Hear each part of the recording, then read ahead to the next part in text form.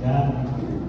Kung papasunod natin ang ating binasa sa Santiago o sa James, chapter 1, verse 17.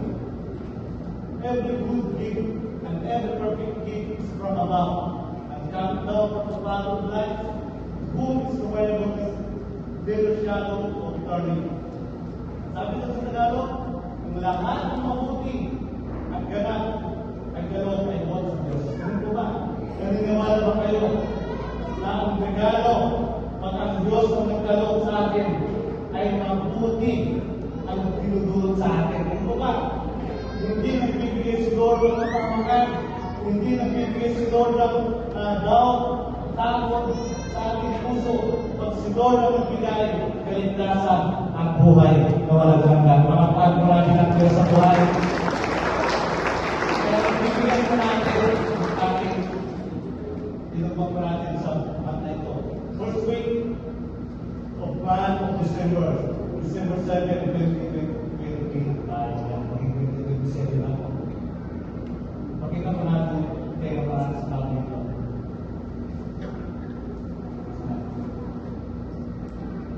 Yan. Sabi mo natin ba siya ito? Wala ko. Ano yung tema po natin? Sabi doon ang tema po natin ay the greatest gift. Sabi natin, the greatest gift. Yung may buhay. Saan pa? The greatest gift.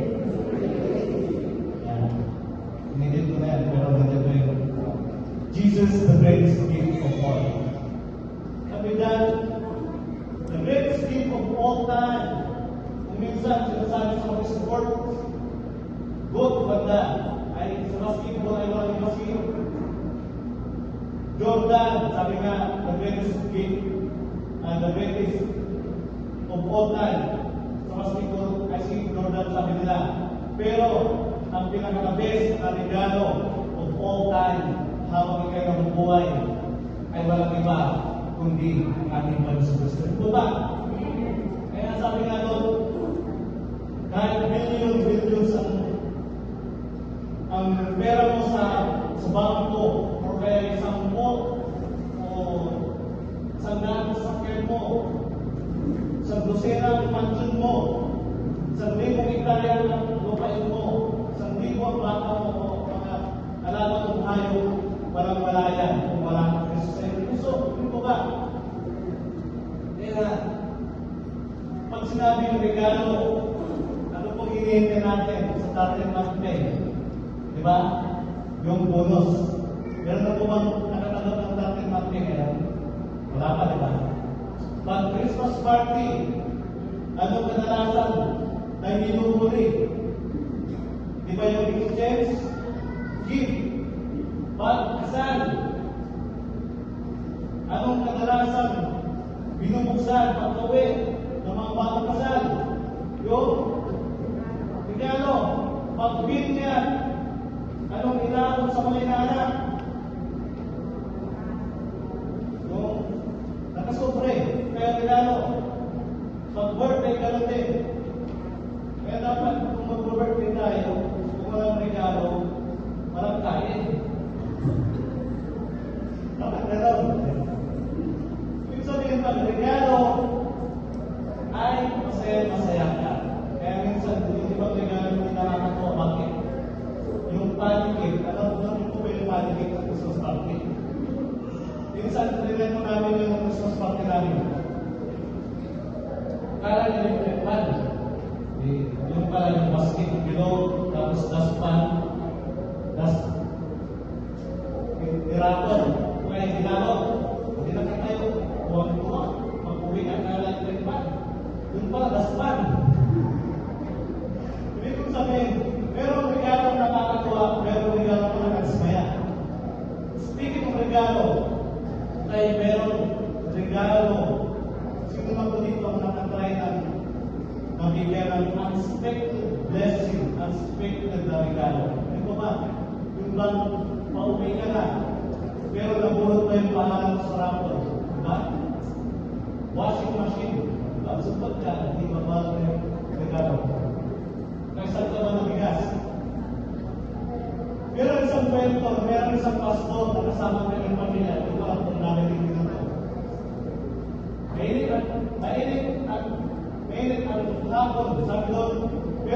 pamilya ng pastor, sila ay nasa labas ng kanilang bahay. At meron silang bagong pusa na ikuting. Di ba yung dali ng pusa ang bagong na ikuting? Kasi nirequest ng kanyang mga anak. At meron silang bagong pusa na ikuting. Sabi doon, ang pusa na ito na ikuting, pinaglalaman nila siyempre tuwang-tuwa sila. At yung pusa na maliit na ikuting, ng mga anak ay nilagay ngayon sa puno. Saan nilagay yung ikuting? Sa puno. Hanggang umakyat yung pusa, yung puting doon sa puno. At kung kukunin ng mga anak ni pastor, yung puting ay hindi na nila maabot. At yung pusa na yun, maliit pa, ay nadulas. Dahil sa maliit pa yung katawan ng pusa na ito ay nakalabitin. Ngayon, malapit kong mabulog yung pusa puting. Nag-aalala sila. Dahil si pastor, parating merong idea yan. Sabi ni pastor, don't worry mga anak, ililigtas natin ang puso na yan. Ano nangyari sa pusa? Nakalambitin doon sa puno. Sabi ni pastor, kuha ko ng lubid, at yung lubid na yun, itatali mo doon sa sasakyan. Sabi na lang, itatali yung lubid? Sasakyan. Hanggang itatali doon sa sangalang puno. Tinali na yung lubid sa sasakyan, tinali na doon sa sangalang para yung sana ay mag-bend at para manutila yung pusa. And then, sabi rin, kinaandaw ko yung sasakyan, nag-bend yung sana hanggang sa naputol yung lubid. Anong nangyari doon sa sana? Bumalik. At anong nangyari doon sa puting? Lumipad. Yan. At yung puting na yun, ang pusa, nawala na ng 2 linggo. Hindi na nila makita. Malungkot ngayon ng pamilya ni pastor. Kasi yung pusa na yun, yung puting na yun ay nirigala sa kanyang anak. Ilang linggo na nawawala yung pusa. Bumisita ngayon si pastor sa kay sister. 2 weeks ago, bumisita si pastor kay sister. Kumatok siya, binuksan ni sister yung pintuan, sabi ni sister, pastor, kaya kalapasok kayo. At nung pagpasok ni pastor, nakita niya sa hallway yung pusa. At to make the story short, nagkakatigan si pastor at yung pusa niya. O diba? Parang may gusto ng lumubat. Si pastor, hindi niya ngayon masabi sa sister, may sister na pusa namin yan. Diba? Ilang araw lang ito na, 2 linggo na, mawala yung pusa. And to make the story short, sabi ni pastor, saan mo nakuha yung pusa na yan? At sabi ni sister, pastor, hindi kayo makapaniwala. Isang araw, nasa garden kami ng aking anak na si Johnny. Sino yung aking sister? Si Johnny. Sabi ng anak ni sister na si Johnny, Mother, pwede ko ba tayo mag-alala ng pusa na puting? Sabi ni sister sa kanyang anak si Johnny, no, hindi pwede dahil allergic ako sa pusa. Hinayaan ka ba? Hindi. To make the story short, dahil makulit si Johnny, sabi ni Mother sa kanyang anak si Johnny, lumuhod tayo sa garden at mag-pray tayo kay Lord. Ang gagawin nila? Sabi ni Mother kay Johnny, kung kalooban ni Lord na bibigyan tayo ng pusang puting, pagkakataon tayo. Ang ginawa nila, sila lumuhod at nag-pray. Hindi kayo makapaniwala, pastor. Pagkatapos namin ang pray, merong lumilipad na puting. At nahulog sa harapan namin. Diba? Sinagot ni Lord ang prayer ni Johnny at yung sister.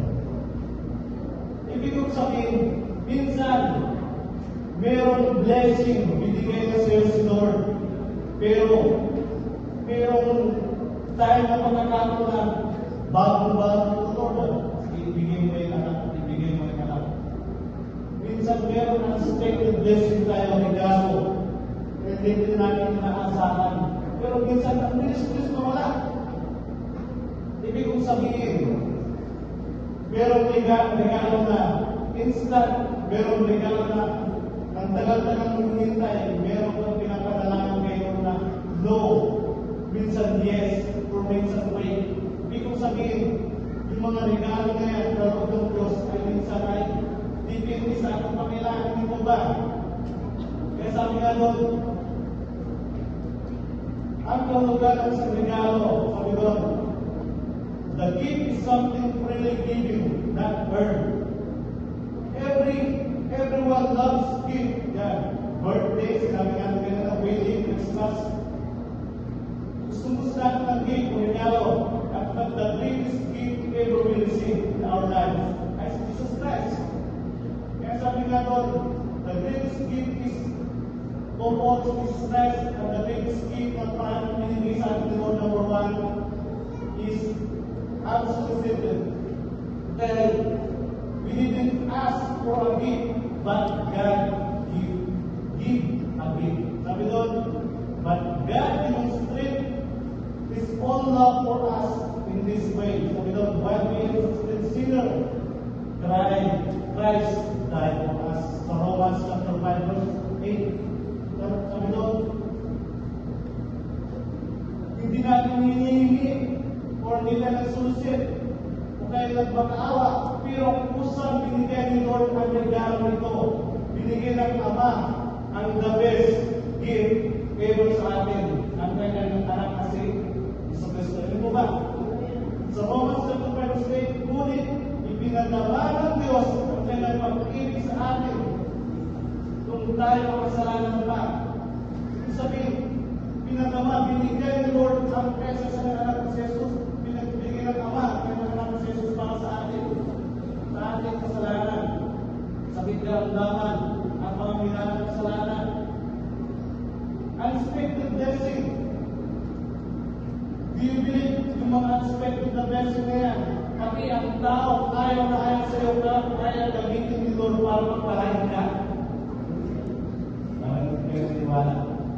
Do you believe ang blessing, kahit ang tao na ayaw na ayaw sa iyo, kaya gamitin niya ni Lord para magpalain? Hindi mo ba? Yung unexpected promotion, minsan ang tagal-tagal mo nang pinagpipray hanggang nagsawa ka na, hanggang nawalan ka na ng gana at kalimutan mo ng prayer mo hanggang isang araw, tinugon ni Lord ang panalangin mo. Yung ba? Yung unexpected position, dahil sa dami-dami na qualified, ikaw ang pinalaga, nilagay ni Lord. Unexpected partner, unexpected healing, miracle. Yung ba? Yung babae ng balo na 12 na ng tinutubo sa isang hawak ng nagsalilayan natin pero unexpected healing. Yung ba? Do you believe na ang kaya gawin ng Panginoon ay kaya gawin ngayon ng ating Panginoon? Kung nagpapagaling doon ng Panginoon, nagpapagaling ngayon higit ang Diyos sa buhay para sa Panginoon. Sabihin, unexpected, hindi inaasahan, ay pagbihirang regalo ng Diyos sa atin. Minsan, hindi natin deserve, hindi natin hinihingi. Pero dahil sa pagtatapat, pagbibigay natin ng papurit paragal sa Diyos sa buhay, sobrang pagpapalang binibigay ni Lord. Sabi doon, God doesn't give based on your request. He gave based on our need. Ito ba? Humanity didn't ask God to step on the test. God knew a Savior was demonstrated the Word. The Word was spiritually ready for a Savior. People wanted to pray for a cause, a sacrifice for redemption, yet God moved first. Sabi doon, bakit dahil? Sabi doon, Nagbibigay ang Diyos ng bagay lamang sa ating hinihingi. Hindi nagbibigay si Lord ng sabi doon yung mga hindi naman makakaabot sa atin. Bagos si Lord nagbibigay sa atin yung needs natin. Ano ang unang-unang kailangan natin kalunuan? Pera? Kayamanan? O kaligtasan? Ano po unang kailangan kalunuan natin? Kaligtasan. Kaya unang-unang binigay ni Lord sa atin, salvation, Jesus Christ, kaligtasan. Kapag hindi hiniling ng sangkatauhan ng Diyos ay magkatawang tao, ngunit alam ng Diyos ng pinakamalalalim na pangailangan ng mundo ay si Jesus Cristo. Hindi po ba? Nakakawang isipin, mga bata, pagpunta ng Kristen, pagpunta ng Lord, sinong kilala? Si Cristo o si Santa Claus? Diba? Nagsasabi ng binyas sa pintuan, sinong inaasal ng dati? Si Cristo o si Santa Claus sa kanilang bahay? Diba? Hindi siya pinigyan kasi yung binyas yung pinalaban. Das pa. Kaya sabi nila, huwag kayo raw magsuot ng walkie dots. Anong labi ko? Yan, spicy mother. Magsuot ka raw ng plane. Bakit? Kasi pag walkie dots daw, bare-bare ang bibigyan ni Lord. Dapat darang. Ibig kong sabihin, ano mang isuot mo, ano mang mga pamahiling na yan, ay walang kwenta yan kung wala ng Kristo sa iyong puso. Hindi ba?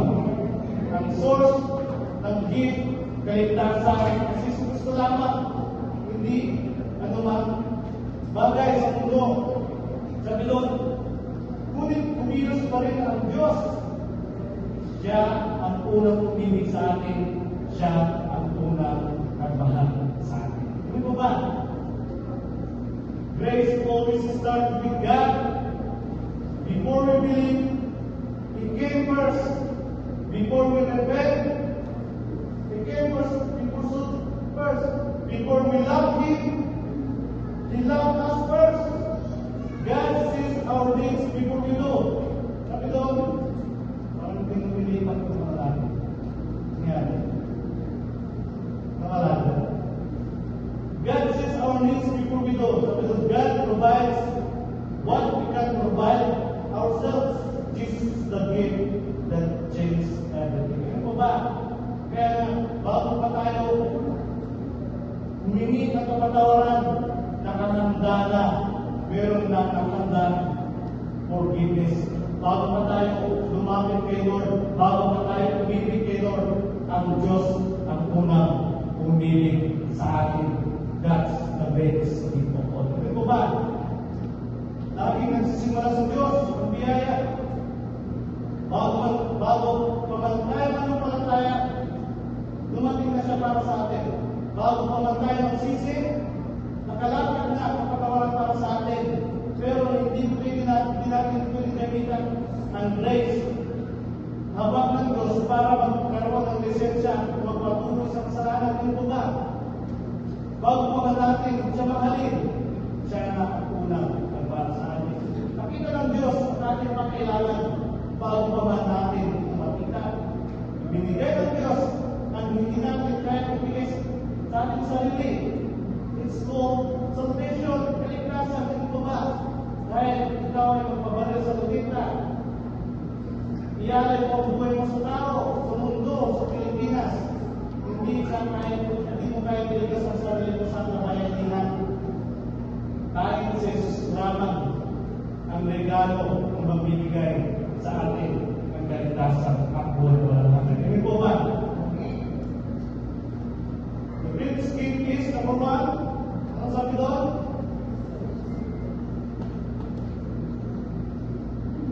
Unsolicited. Number 2, unspeakable. Okay, hindi nilarawan. Unspeakable blessing. Unexpected blessing or unexpected gift. 2 Corinthians chapter 9 verse 15. Thanks be to God for His unspeakable gift. Sa Tagalog, salamat sa Diyos dahil sa kanyang kaloob na walang pagkakay.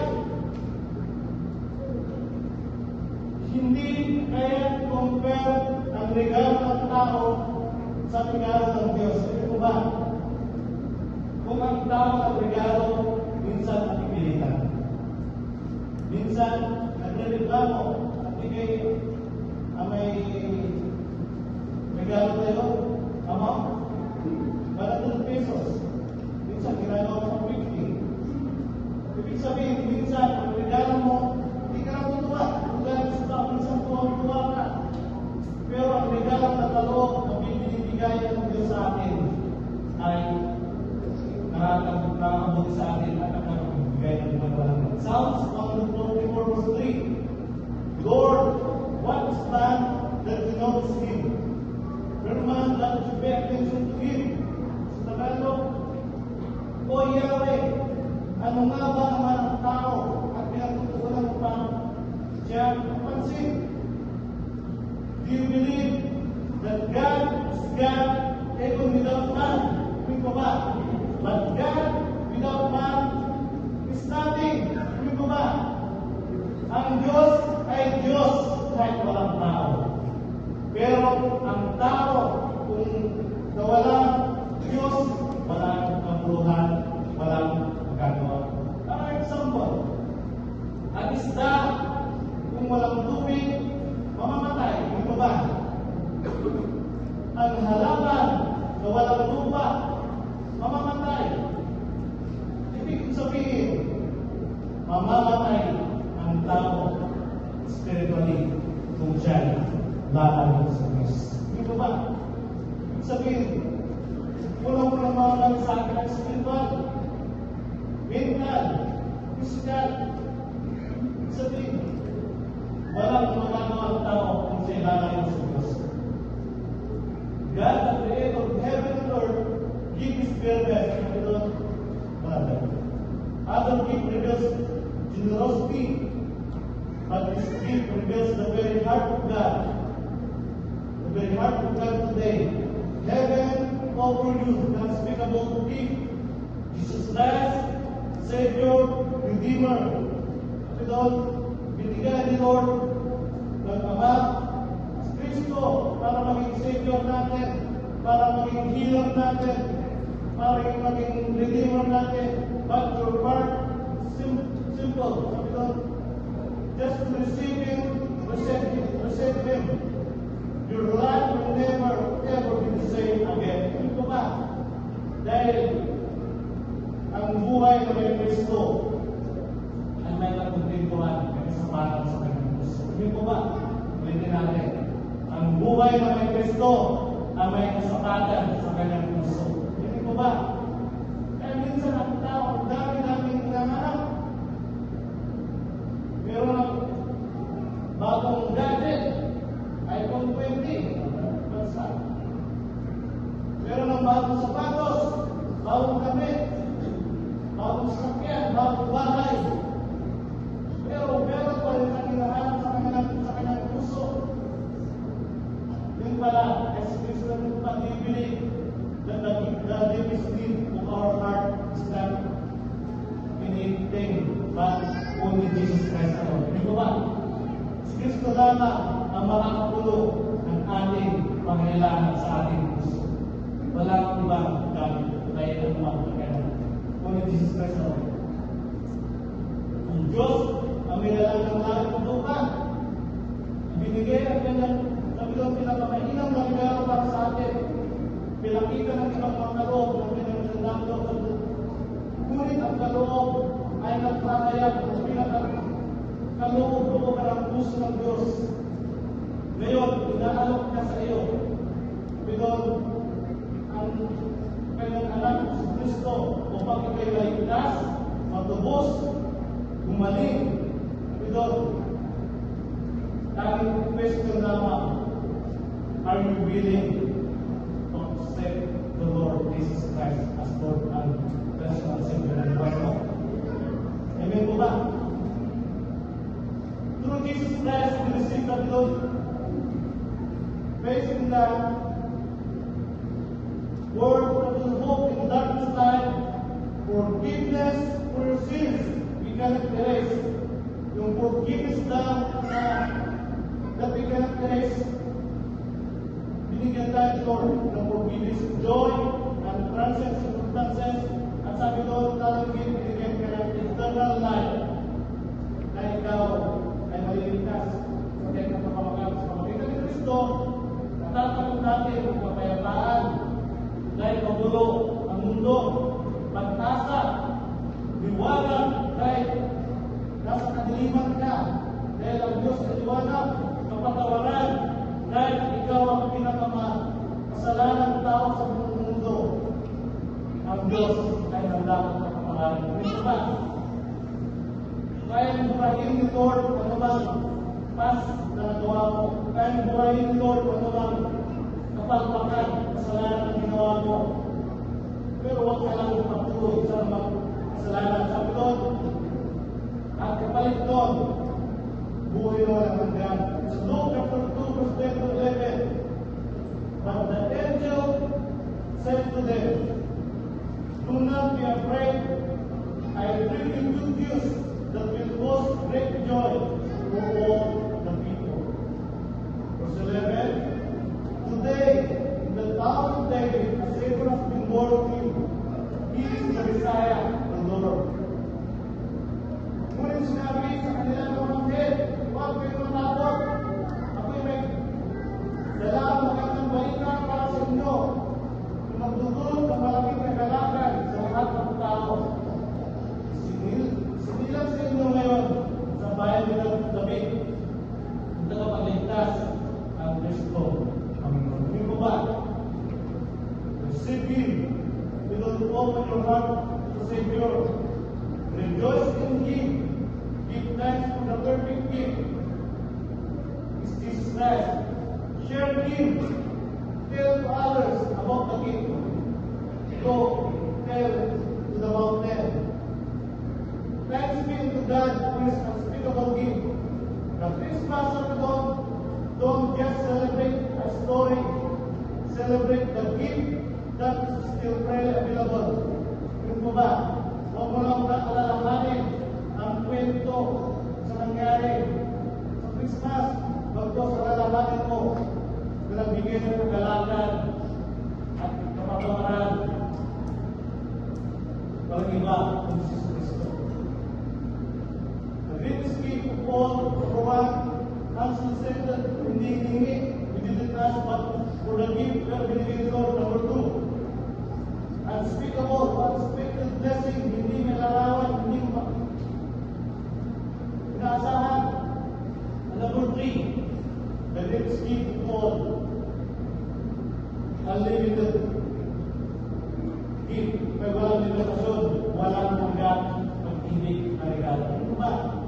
Pag sinabi ko limited, marami natin nasanta na kitayan sa 199. Ano yung 199? Parang kung pinapakita natin, isang bigsa. Diba? At minsan, very nice unlimited price. Isang tayo makaya pag-limited price. Sa mga pinasar. Pinasar. Kami doon makakasar ka sa sarap. Ibig sabihin, unlimited. Do you believe? If God give you a blessing, if God give you love and forgiveness, unlimited yan. Hindi po ba? Sabi nga natin, unlimited. Hindi na uubos ang pag-ibig ng Diyos sa iyo. Hindi po. Araw-araw, pagkagising mo, unlimited na hangin, unlimited na araw, unlimited na ulam, unlimited yung blessing ni Lord na ating naranasan. Jesus Christ was God's gift to the entire world. He died for every man.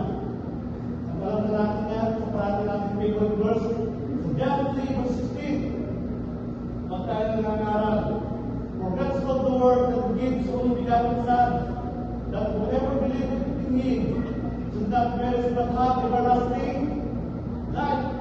Sapagkat ganda lang ang pag-ibig ng Diyos sa katauhan, kaya binigyan niya ang kanyang kaisa sa anak upang sinumang sumampalata sa kanya ay hindi matama, ito na yung unlimited, upang magkaroon ka ng buhay na walang hanggan. Ano ba?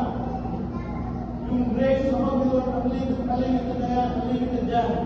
Pero, ulit-ulit yung sinasabi, huwag natin gawin yung license ng habang ni Lord. Ito ba? Dahil yung unlimited na pag-ibig ni Lord ay habang buhay ka pa. Pero once na pumantay na yung panahon, it's the end of unlimited love mo sa iyo sa mga ibaba. Judgment na ngayon. Whether heaven or hell. Bakit? Kaya nasabi na doon, billions of times, hundreds of times, sumisigaw yung mga tao na sa impyerno. Nasabi na, Lord, bigyan mo pa kami one last chance. But God says, it's already done. Kaya habang humihinga ka pa, habang may lakas ka pa, ibigay mo na yung buhay mo kay Lord. Ito ba? Habang ginigising ka pa ni Lord, unlimited pa yung grace ni Lord pagkagising mo, ialay mo na ang buhay mo pa kay Lord. Ito ba? Dahil saka pag sinabi mo, saka na lang Lord ako babalik sa iyo, saka na lang ako sumasampalataya sa iyo, saka na lang ako magsisimba sa iyo, saka na lang ako magkatapat sa iyo, para ako'y successful na sa buhay. Pag na-achieve mo na yung plan ko sa buhay, how about hindi ka na nagising bukas? Or binigay nga yung gusto mo, yung ganyan na gusto mo, nalayo ka naman kay Lord. Ibig sabihin, yung blessing na yung binibigay sa ni Lord, may hangganan din niya, pero habang huminga ka pa, pwede ka pa mabalik kay Lord. Kristo Jesus ay regalo ng Diyos sa mundo. Namatay siya para sa bawat tao. May natapos naman, wala. Mayaman ka man o mahirap, kilala ka man ng tao, o tanya o haman. Ano mang estado ng buhay ng tao, ibig sabihin, ang pag-ibig ng Diyos habang humihinga ka pa, parating nandiyan. Yung bunga. Pero huwag mo nang hinihintay yung bibilangin mo lang yung hininga mo. Kaya Lord, I offer my life to you. A gift without limit. Imagine receiving a gift that never runs out within all yourself. A gift that doesn't expire. A gift that doesn't diminish. A gift that grows richer than more usage. Pagdating sa kaloob na walang hangganan. Isipin mo, sa tumanggap ka ng kaloob na hindi na uubos. Ang hangin sa mundo ay hindi na uubos. Humihinga pa tayo. Dahil buhay pa tayo. Kung isang kaloob na hindi nag-expire, isang kaloob na hindi humihina, isang kaloob na lumalago at nagkita kaya habang ginagamit nito. This is exactly what God gives through Jesus Christ. This is that unlimited gift. Life, love, grace, peace, joy, eternal, eternal salvation, all boundless. Unlike human gifts, which are beneath God's impossible level. At ito mismo, pinigyan ng Diyos sa pamagitan ng Jesus. Ito ang kaloob na walang hanggang buhay. Pag sinabi, unlimited, ay eternal life dun sa langit na bayan. Hindi ko ba? Yung pag-ibig, biyaya, kapayabangan, kagalakan, na tinatapos natin dito sa pundong ibabaw, habang buhay ka pa. Pero, ang unlimited, eternal life na matatanggap natin balang araw ay dun sa langit na bayan. Hindi tulad ng Diyos ng tao, may limitasyon, may kondisyon. Ito ba? Sabi ko, sa Kawikaan, chapter 10, verse 22, ang pagpapala ng Panginoon ang siyang nagpapayaman. Take note, at hindi niya dinadagdagan ang kalungkutan. Ito ba? Do you believe? Ano hindi tumilipat mo na? Kaya daming nalalagay mo siya. Sabi ko sa Kawikaan, chapter 10, verse 22, ang pagpapala ng Panginoon ang siyang nagpapayaman at hindi niya dinadagdagan ng kalungkutan. Pag si Lord ang nagbigay, ang pagpapala ang regalo ng puno ng nagalakan. 2 Corinto, chapter 9, verse 8. 2 Corinto, chapter 9, verse 8, sabi doon, at magagawa ng Diyos, ibigay sa inyo ang higit pa sa inyong mga kailangan para sa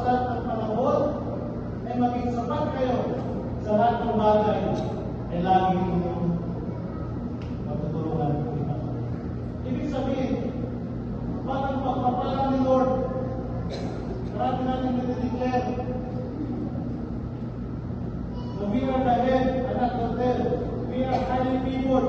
Sino po ang gusto dito na pagpalaan ka ni Lord upang kasangkapalan ka maging daluyan ka din ng pagpapala sa iyong kapwa? Ano po ba? Minsan, ibibigyan ka ng posisyon ni Lord sa barangay man yan, sa trabaho man yan, sa business man yan, para ikaw din ay maging pagpapala sa iyong kapwa. Ano po ba? Ibig sabihin, pagpapalain ka ni Lord may kagalakan because that's the need of God. Sabi doon sa Ephesians chapter 1 verse 3, parang may tanong pa siya. Purihin ng Diyos at Ama ng ating Panginoong Kristo. Pinagkalooban niya tayo ng lahat ng pagpapalang spiritual na mula sa langit dahil sa ating pagkakabag sa Kristo. Ibig sabihin, pag pinagpapala ka ng Lord spiritually, dahil niya physically, financially. Ano po ba? Awit chapter 120 verse 4.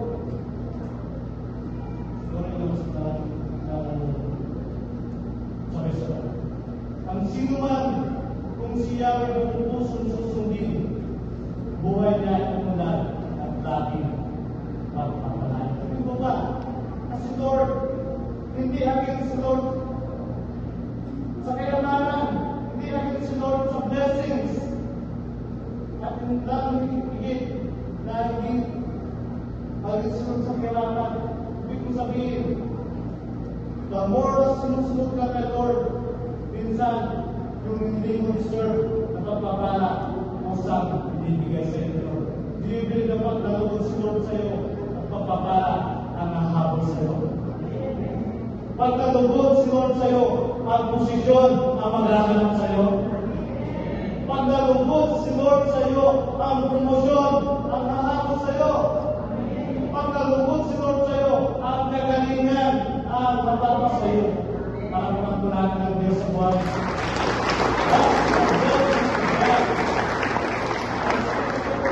Unlimited blessings. Deuteronomy chapter 20 verse 1 to 4. Napakaraming verse na pagsusunod tayo kay Lord, hindi pa tayo sa kanyang pagpapalain. Kung susundin lamang din si Yahweh, din yung Diyos at tutuparin ang kanyang utos, susundin at tutuparin ang kanyang utos, sabi doon, gagawin niya kayong pinakadakila sa lahat ng mga bansa sa balat ng lupa. Ito ay sinasabing nangyari sa mga Israelita, pero ngayon ay sinasabi sa atin. Verse 2, napapa sa inyo ang lahat ng pagpapalak ito, kung the word susundin ninyo ang Diyos ninyo si Yahweh. Verse 3, pagpapalain na kayo sa inyong mga bayan, sa inyong mga bukid. Verse 4, sabi diyan, pagpapalain na kayo maraming anak, masagalang ani sa inyong mga lapain at maraming alagang hayop. Ganun po ba? Ibig sabihin, pag nalulog si Lord sa iyo, sinusunod mo ang kalooban ng Diyos, hindi mapayag si Lord na hindi ka nagpapalag. Ito ba? Pag pinagpalag nyo ang spiritual life, susunod na ay yung physical na pagpapalag. Ito ba? Susunod na ang financial na pagpapalag. That's the greatest gift po. Ang susunod, hiningi, obedient us, for the gift of God, binigay niya unspeakable, hindi nilarawan, unlimited blessing, walang limitasyon, hindi na ubusan, ibig sabihin walang piliin, lahat, dami-dami sa kapalan ng Lord, kung ikaw, nilalapos sa kanya. Number 4, ito na, undeserved. Hindi ka man dapat, kung ano ko yung kinakanta natin, hindi ka man karapat-dapat sa pagbubuhon. Pero, ibig sabihin, pinili pa rin na tayo kahit hindi tayo na ibig-ibig, minahal tayo. We don't deserve this gift, but He gave it to us. Ephesians chapter 2 verse 8, for it is by grace you have will say, true faith, and this is not from yourself, it is the gift of God. Ito naman, hindi sa galing mo, hindi sa kaya mo, hindi sa posisyon mo, but the grace of God. Sapagkat dahil sa kagandang loob ng Diyos, kayo ay niligtas sa pamagitan ng pananampalataya. At nakaligtas sa kita sa loob ng Diyos na hindi sa pamagitan ng inyong sarili. Take not your own ability, not your own strength. He loved us not because of we deserve to be loved, but because He chose to love us. Minahal niya tayo dahil hindi tayo dahil dapat tayo, tapos kahit hindi tayo dapat tayo. Minahal pa rin tayo ni Lord. Because the Lord wants everyone to be with Him in heaven. But God has given us the free will. Ito, gusto ni Lord lahat tayo ligtas. Napunta sa langit na bayan, but the word free will. Labas mo na lang. Kasi pag-message sa Lord, to decide where we want to spend our eternity. Gusto mo, unlimited eternal life in hell or heaven. Sa iba, alam tayo binigyan ng free will na mamili, hindi isang pilihan lang. Hindi tayo bilang robot ni Lord. Kaya minsan, tignan mo yung tao na yan. Ayaw kumilala kayo. Bakit? Yun ang free will niya. Pag-pray mo para tumunod sa Lord.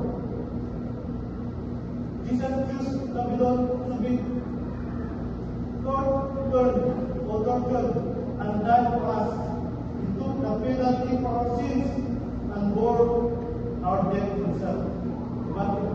Na sabi na natin last week, pinili ni Lord na pahirapan siya. Turkayin, pahiya. Nasanay tayo ang pinapos sa pagtutukin. Ginawa niya para sa atin. Kaya na, hindi tayo karapat-dapat, pero hindi tayo ni Lord na deserve tayo, but God just to love us. Kaya parati natin sinasabi, every blessing is a blessing. Ngayon ba? Every time we wake up in the morning, it's a blessing.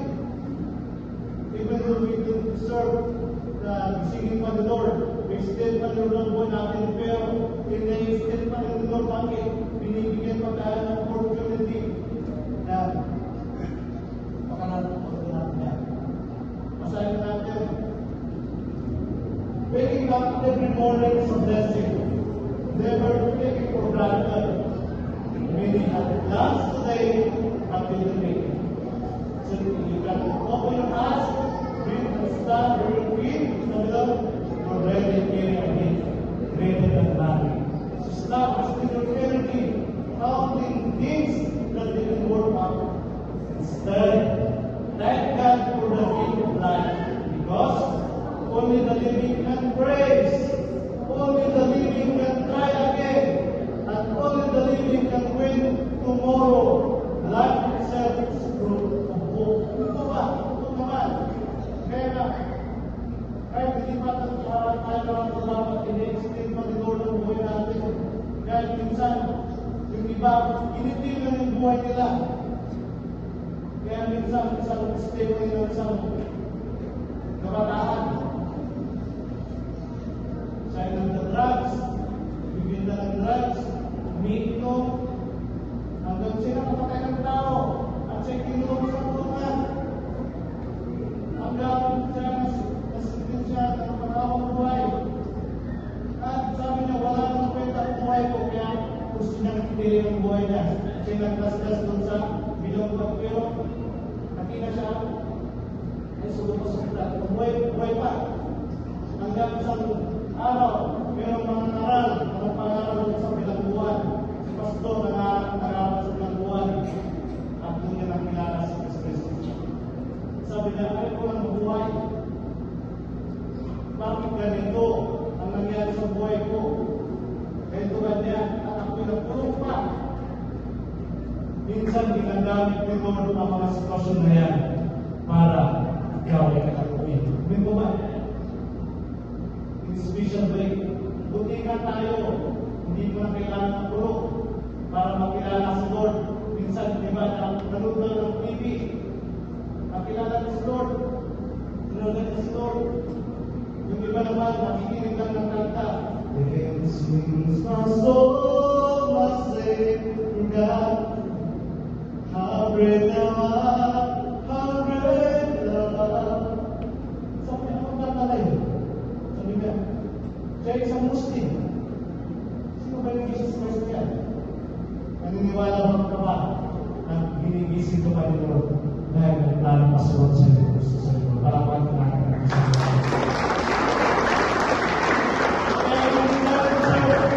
Pero binibigay pa rin ni Lord sa atin. Sabi Lord, pag-gising ay isang biyaya.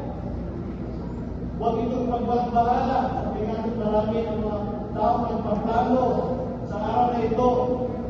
Pero hindi na nagising. Sabi Lord, marami ang gusto magkaroon ng maraming buhay. Pero sila nakalayo sa Lord. Sabihin, kung ikaw ay ginising ka ni Lord sa mga ito, ito ang araw, everyday ay magbabago ang ating pakipero. Because life is beautiful.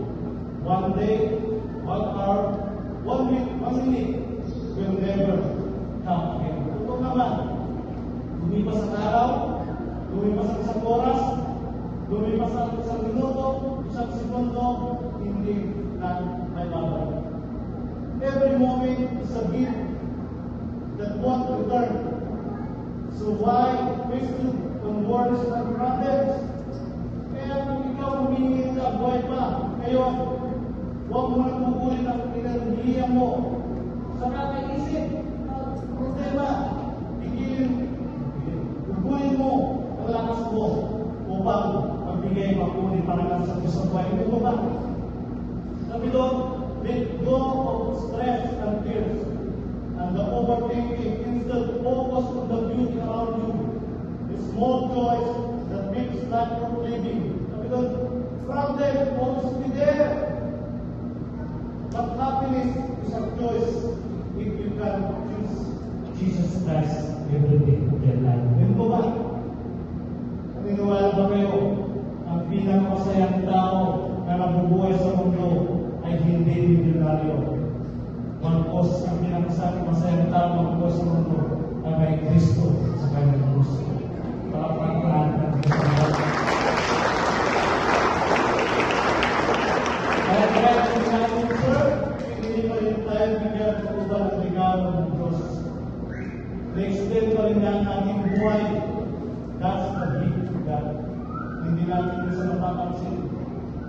Yan ang last thing, the greatest gift of all, the everlasting life. Jesus paid His life as ransom. Tinubos na tayo for our sins. That we will be qualified to spend eternity because in heaven. 1 John 5:12, He who has the Son, by accepting Him as Lord and Savior, has the life. That's eternal life. He who does not have the Son of God, but personal faith, does not have the life. Sa Tagalog, kasi mga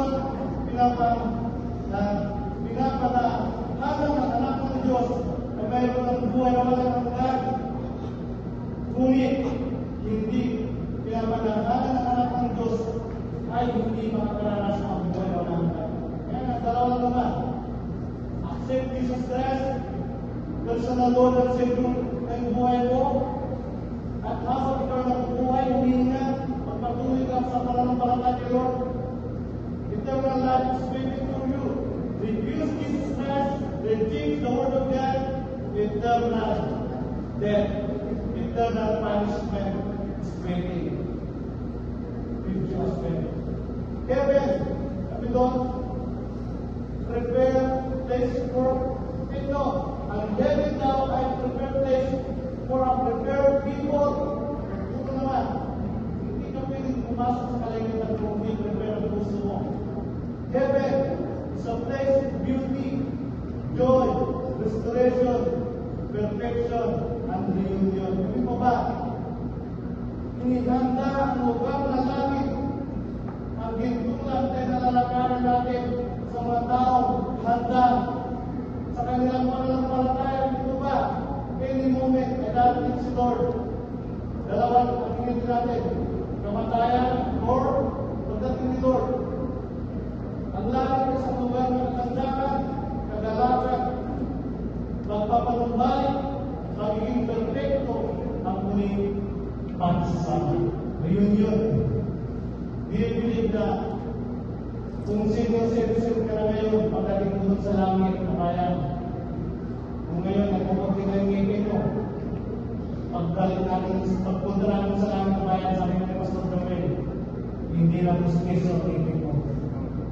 Huwag masubukan ang ngipin mo. Yun po ba? Kung sino ka, at habang kaya pa, uugod ka na, nabibig ka pa ng kay Lord, umaating ka pa ng curse, okay, patuloy ka sa pananampalataya mo. Yung pinakamalakas ang katawan mo, pinakamagandang mukha mo, pinakamagandang katawan mo, yun ang makakanggat mo sa langit na bayan. Ang take mo, pagdating na natin sa langit na bayan, meron na tayong glorified body, hindi na earth body, kaya makamunod katawan, bakos, makalangit na katawan. Kaya na there's no sickness, wala nang sakit doon. There's no problem in heaven. And there's no death in heaven. The place of beauty, joy, inspiration, and perfectness. Ito ba? At yung mga tulad natin, at senior pastor, walang araw, magkakaroon tayo ng reunion doon sa langit na tayo. Sino po ba natin yun? Sabi doon, Pahayag 22 verse 12. At sinabi ni Jesus, makinig kayo. Darating na ako, dala ko ang gantimpalang ibibigay sa bawat isa ayon sa kanyang ginawa. Take note, ibibigay sa bawat isa ayon sa kanyang ginawa. Ibig sabihin, ang kalikasan natin ay individual, hindi grupo-grupo. Sabi ko naman, chapter 16 verse 26. Ito ay kapagkat kung makamtalman ang isang tao at kung sa libutan, ngunit mapahamak naman ang kanyang kaluluwa. Ito, ano ang kinabangan niya? Ano ang ibibigay ng isang tao bilang atubas ng kanyang kaluluwa? Ito ba kayo, kahit sama-samay natin ang kayamanan ng buong mundo, ay hindi pa natin kaya bayaran ang kaluluwa natin. Hindi po ba? Kaya kahit ikaw pinakamayaman ng tao sa mundo, hindi mo kaya bilhin ang kaligtasan mo. John 14:24, sa bahay ng aking ama, kaya na, pero magkakaroon tayo ng eternal life, dun sa lahat na bayan. Sa bahay ng aking ama, ay maraming silid. Kung hindi ito totoo, sasabihin ko kasi kung pupunta ko upang ipagpunta ko kayo ng pagkira. So kayo sa ibang translation, sa bahay ng aking mga maraming mansyon. Kung pupupo mahal mo ngayon, sino nagtiniwala pagdating mo sa langit na bayan, based sa iyong pananampalataya, meron ka na parang niya at malaking mansyon. Parang ayaw. Do you believe? Kung 3 story, 1 story ang bahay dito, doon sa langit na bayan, mansyon na tiniran mo ang ginto ng tayo ko ba? Ang verse 3, sabi doon, kapag napaghanda mo na kayo ng tiniran, ako'y babalik at isasama kayo upang kayo makapiling ko kung saan ako naroon. Last verse, at alam na ninyo dahil ako pupunta. Hindi po ba? Ang tanong, alin po ba? Saan po ba ang dapat tulong namin para magkaroon ng eternal life? Sa John 14:6. Yan ang dapat natin yan. Sumagot si Jesus, ako ang daan, ang katotohanan at ang buhay. Take note, walang makapunta sa Ama kundi sa pamamagitan ko. Ibig sabihin, ang daan patungong langit, eternal life, the greatest gift of all, Jesus Christ, pagkaroon ka ng eternal life, ay tanggapin natin ang Panginoon Jesus sa ating buhay. Kaya minsan, kailangan mo lang si Jesus Christ kung may sakit ka. Kailangan mo lang si Jesus Christ kung may exam ka. Kailangan mo lang si Jesus Christ kung wala ka naman ang bigas mo. Kailangan mo lang si Jesus Christ kung wala ka ng graduation. Kailangan mo lang si Jesus Christ kung wala kang trabaho. Kailangan mo lang si Jesus Christ kung naghihingan mo ng business mo. Hindi po ganun. Dapat araw-araw piliin mo ang lumapit at hanapin ang Diyos sa buhay mo. Ito ba? Ibig sabihin, huwag natin gawin bumbero si Lord. Lord, may sunog. Lord, lumalaki ng ako, hindi ko na kaya. Lumalaki ng problema. Nalilito na ako, hindi ko na kaya kung gagawin ko, unahin ko. Wala bang problema. Ikaw ay nakalugod na, nananalangin, nagpapasalamat, nagpupuri sa Diyos na buhay. Palakpakan ko natin ang Diyos.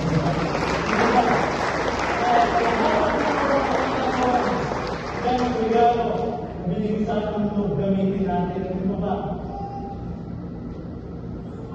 Kaya sabi ko, the real message of the season is not a gift.